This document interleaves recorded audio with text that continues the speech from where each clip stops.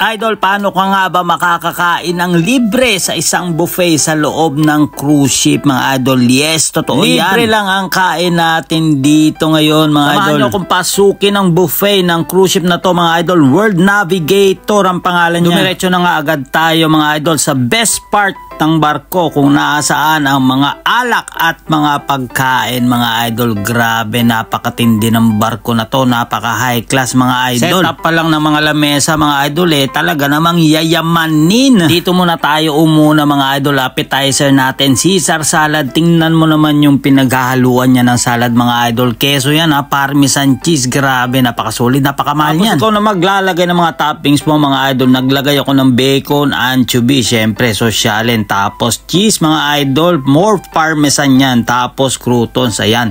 Ganyan kasolid. Dapat konti-konti lang para mas marami tayong matikman, mga idol. Ganyan ang diskarte sa buffet. Hindi ka masyadong maglalagay masyado agad kasi baka mabusog ka at malugi. Umorder na rin tayo, mga idol, ng fried rice. Tingnan mo naman yung chef, on the go yan. On the spot lulutuin yung order mo, mga idol. So meron tayong Indonesian chef ngayon. Ang tirada niya, mga idol, nasi goreng. Naku, napakaanghang ng fried rice na to. Tingnan natin. Kakayanin natin ang anghang, mga idol. Anyway, minsan lang naman tayo babanat kaya lubos-lubosin na natin. Mga idol, nung maluto na yung order natin ay dinala pa talaga sa lamesa. Napaka-solid ng service, napakatindi pa ng pagkain. O, diba? Ang ganda ng experience sa makikain sa loob ng cruise ship, mga idol. Isa diba? Lang ang masasabi ko, talaga namang maanghang siya, mga idol. Anyway, lilibot ko pa kayo sa ibang mga pagkain dito. Yan, dito tayo, mga idol. Salad station, mga cold cuts, idol, salmon, ham, capers, kamatis, everything, lemon slices. Naku, napakarami mong choices, mga idol. Ito naman, mga idol, ang vegan at vegetarian section. Siyempre, allergic tayo dyan. Hindi tayo para dito. Yan, ang isa sa mga favorite natin, mga idol. Carving station, roast turkey ang serve nila ngayon. Woo, solid. Dito naman, mga idol, prutas, whole fruits, dessert station. Nako, ang sarap siguro araw-araw ganito pagkain mo, mga